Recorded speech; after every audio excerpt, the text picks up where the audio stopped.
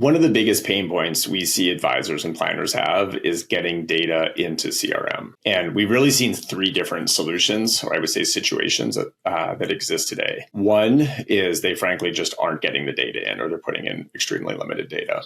The second one is they are taking blocks of notes, very often handwritten, and just putting them in one spot. So essentially into a meeting activity, very typically. And then the third one is that you do see some advisories that have a fair amount of administrative help that are essentially manually typing this into the different parts of CRM. And I would say that is probably the best in the sense of getting the data, but it's fairly heavy. It's very expensive. And very often those people would rather be doing other things like growing the business and really helping clients. And getting data into CRM and having valuable data there is critical for a whole bunch of reasons. Everything from serving your clients better as you get farther in your business, being able to potentially sell your business and just understand what's going on, as well as things like compliance and a lot of other details, as you're scaling your firm, being able to get other people on board. So there's a huge amount of value in it, but it's extremely hard to do. And this is a spot that we think AI is really set up to frankly just change and get a step function in productivity for people. In this world in financial services, a lot of the valuable information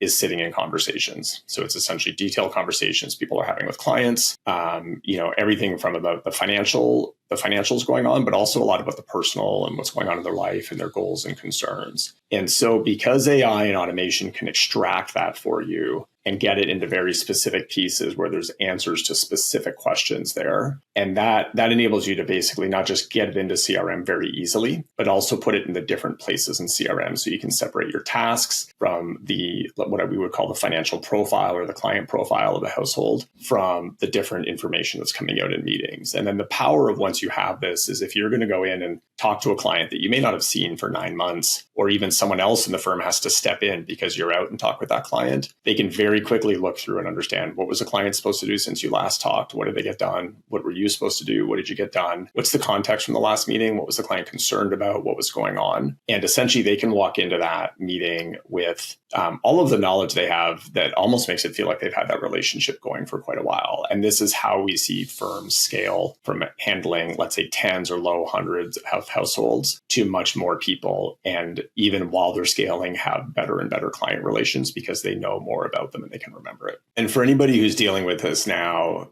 we'd love to know the challenges you're having getting data in CRM, the value that you've seen from that data.